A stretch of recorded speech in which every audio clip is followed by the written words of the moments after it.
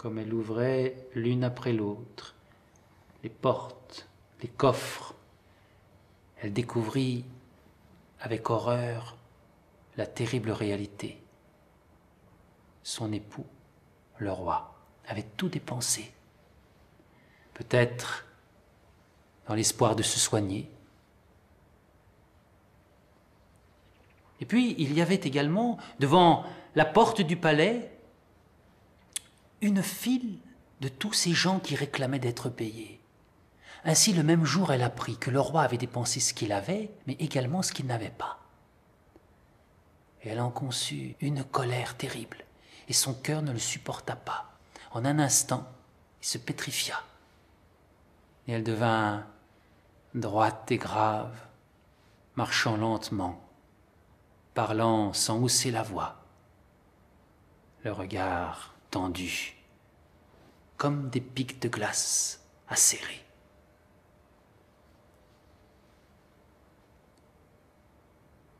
Quand la princesse fut en âge de se marier, la reine réalisa que le moment était venu de sortir de cette ruine. Il suffisait d'inviter tous les princes riches alentour. Ah, la fête fut belle, et les princes nombreux. Il s'en trouva un qui accepta d'épouser la jeune fille. Il était riche comme le monde. Ma mère, je n'aime pas le fiancé que vous m'avez trouvé. Il ne pense qu'à son argent, et il n'a que dédain pour tous ces gens qui ne sont pas de son rang. Ma fille, tu es bien effrontée de parler ainsi. Ce prince est riche comme le monde, et il saura te contenter. Ma mère, je n'aime pas cet homme qui suit toujours mon fiancé. Cet homme triste et sévère qui l'accompagne à tout instant. Ma fille, tu es bien effrontée de parler ainsi. Ne sais-tu pas que le père de ton fiancé, le roi, a demandé à cet homme de veiller sur son fils? Ma mère, ce prince n'est-il pas assez fort pour se garder lui-même? Ma fille, tu es bien effrontée. Sache que la décision est prise et que tu ne peux rien faire pour l'empêcher. Tu dois te marier.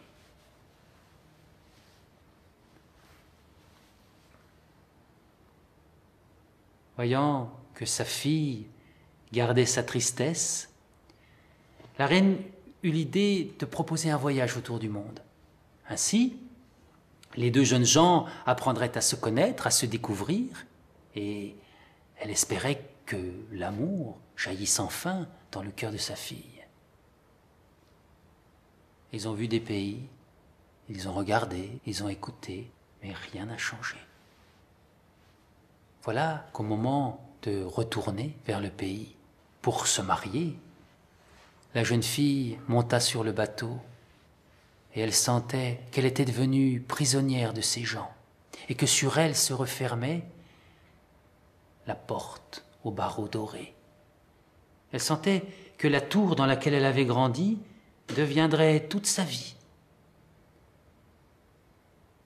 Ce qu'elle ne pouvait savoir, c'est que sur le même bateau, un ange était monté. Afin d'aider un être à se réaliser, il avait fait tout le chemin du ciel sur ce morceau de terre mouvante, ce bateau. Un roi ou une reine devait advenir, mais il ne connaissait pas celui ou celle qu'il devait rencontrer.